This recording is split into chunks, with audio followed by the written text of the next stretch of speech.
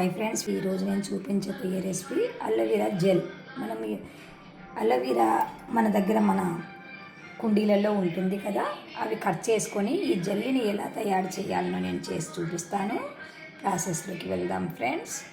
ఇది ఏందో మీకు తెలుసు, అలోవెరా ఇట్లా పెద్ద పెద్ద పట్టీలుగా ఉంటే నేను కట్ చేసుకొని ఈ సైడ్ ఉన్న ముళ్ళులన్నీ ఇలాగా తీసేసి పైన ఒక పొర ఇలాగ తీసేసి ఈ జెల్లీ ఉంటుంది కదా, ఈ జెల్లీని మనం ఒక గిన్నెలో వేసుకొని 2 సైడ్స్ ఇట్లా మనకు తోలు ఉంటుంది కదా, ఇది ఒక సైడ్ తీసి ఒక సైడ్ ఇలా స్పూన్తో ఇలా అన్నామంటే ఇలా జెల్లీ వస్తుంది. ఈ జెల్లీని బాగా మనము శుభ్రంగా ఇలా పిసికి 7 టైమ్స్ కడుక్కొని తర్వాత మనము తినాలి ఫ్రెండ్స్. 3 టైమ్స్ బాగా జిగురుగా వస్తాయి వాటరు, తర్వాత తగ్గిపోతాయి. ఇది లాస్ట్ సారి అండి, 7వసారి బాగా పిసికి కడిగినాము అంటే ఇలాగొస్తుంది. ఇలా బొరకల గిన్నెలో తీసుకొని మనము ఇలా వంపేసుకున్నాము అంటే ఈజీగా మనము ఈ జల్లిని తీసుకోవచ్చు. కాబట్టి ఇలా బొరకల గిన్నె తీసుకొని ఇందులో వంపేసుకోండి ఫ్రెండ్స్.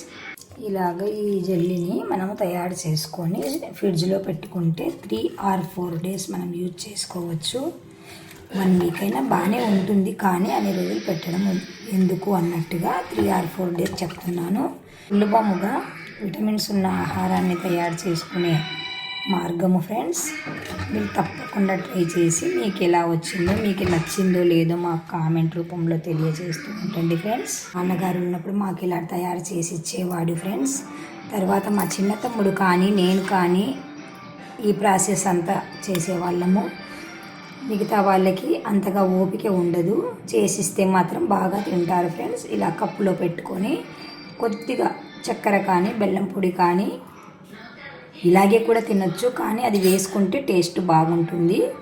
మేము అలా తింటాం ఫ్రెండ్స్. మీరు కూడా తప్పకుండా ట్రై చేసి మీకు ఎలా వచ్చిందో తెలుపుతూ ఉండండి ఫ్రెండ్స్. జెల్లు పైన కొద్దిగా షుగర్ వేసుకుంటాను నేను, నాకు షుగర్తో తినడం అలవాటు.